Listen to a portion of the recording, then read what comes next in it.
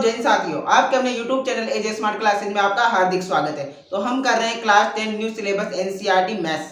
तो आज हमारी चल रही है प्रश्नावली 3.2, जिसके हम क्वेश्चन नंबर 1 और क्वेश्चन नंबर 2 का इस वीडियो में पूरा हल करेंगे और समझेंगे कि रैखिक समीकरण युग्म क्या होते हैं, इनका निर्माण कैसे होता है। तो आइए वीडियो शुरू करते हैं।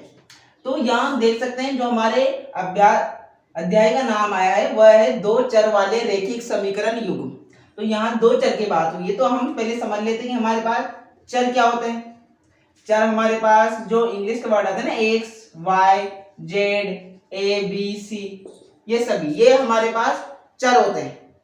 तो यहाँ हम दो समीकरण लेके समझते हैं। जैसे यहाँ हम ले लेते हैं 2x प्लस 3y प्लस 5 और दूसरा हम ले लेते हैं 6x प्लस 2y प्लस 6।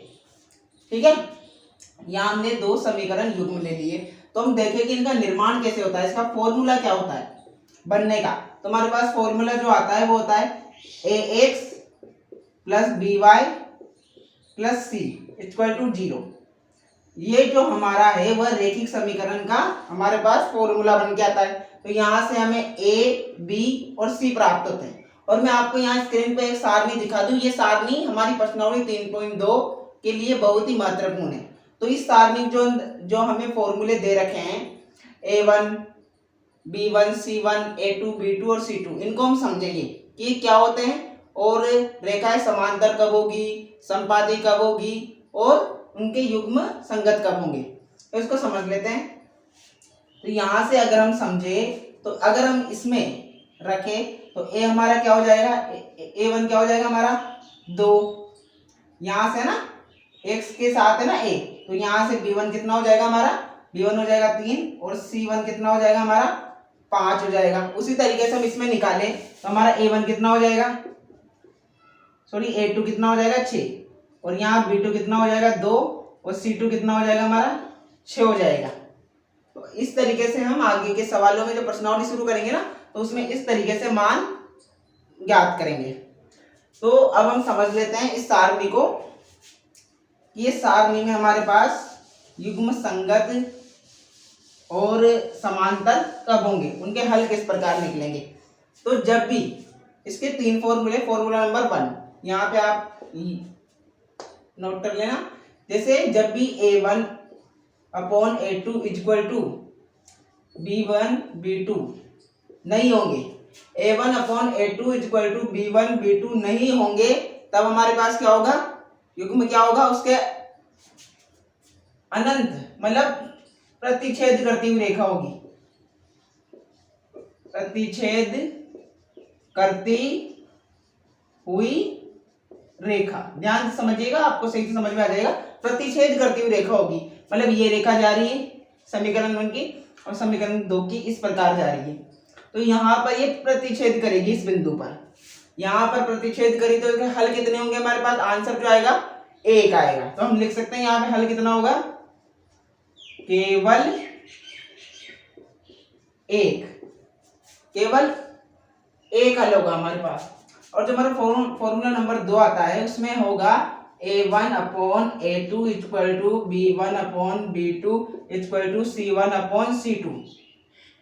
तीनों बराबर होंगे और ये तीनों हमारे पास बराबर होंगे तब हमारे पास क्या होगा, संपाती रेखाएं होगी। कौन सी रेखा होगी ये, संपाती। संपाती में भी आपको समझा दूंगा।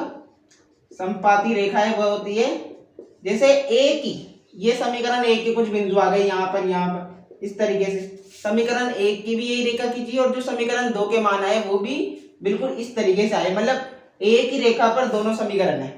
तो कौन सी रेखा हो गई, संपाती रेखा होगी। तो यहाँ आप देखेंगे तो हल यहाँ पर आपको कितने मिलेंगे, कोई सा भी बिंदु हल हो सकता है इसमें लाइन में, क्योंकि दोनों एक ही लाइन पर, तो इसके क्या होंगे, अनंत हल होंगे, अनंत हल, इसके अनंत हल होंगे।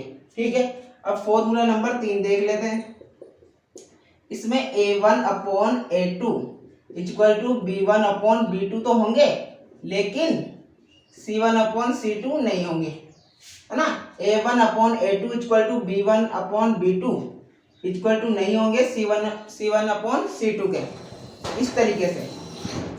इस तरीके से हमारे पास ये हो जाएगा। तो हम देखें तो ये क्या होगा, इसका होगा समांतर रेखाएं, समांतर रेखाएं। समांतर मतलब एक रेखा इस तरीके से, तो उसके ही बिल्कुल समांतर कौन सी रेखा होगी, दूसरी रेखा होगी। तो इसके हल कितने होंगे आप बताइए, कमेंट बॉक्स में आप बता सकते हैं कि इसके हल कितने होंगे। तो ये रेखा जब एक दूसरे को न काट रही है न एक के ऊपर समान संपाती है, तो इसके हल कितने होंगे, एक भी हल नहीं होगा, एक भी हल नहीं होगा। इस तरीके से इसका एक भी हल नहीं होगा। आप ये स्क्रीनशॉट ले लिया, नोट कर ले। हमने साथ लिखी 3 फॉर्मूले, हमारे 3 फॉर्मूले सबसे ज्यादा काम आने वाले हैं एक्सरसाइज में। तो इनको मद्देनजर रखते हुए हम आगे भी सवाल करेंगे, तो इसको आपको सही से समझ में आना चाहिए, ठीक है ना। जब a1/a2 इक्वल टू नहीं होंगे b1/b2 के, तो प्रतिच्छेद करती रेखा होगी इस तरीके से, उसका एक ही हल होगा। और जब a1/a2 equal to b1/b2 equal to c1/c2 होंगे, तीनों बराबर होंगे, तो संपाती रेखा होगी। संपाती मतलब एक के ऊपर एक, मतलब एक ही रेखा पर दोनों समीकरण होंगे मान उनके, तो उनके हल कितने होंगे, अनंत हल होंगे, क्योंकि कहीं भी कोई भी पॉइंट हो सकता है ना, तो अनंत हल होंगे। जो हमारा थर्ड होता है वो a1/b2 equal to b1/b2 equal to नहीं होंगे c1/c2 के, तो इस तरीके से समांतर रेखाएं होगी, मतलब एक भी हल नहीं होगा। एक दूसरे के समांतर तो होगी आमने सामने, लेकिन मिलेगी नहीं, ना काटेगी, तो क्या क्या होगा, एक भी हल नहीं होगा। इस तरीके से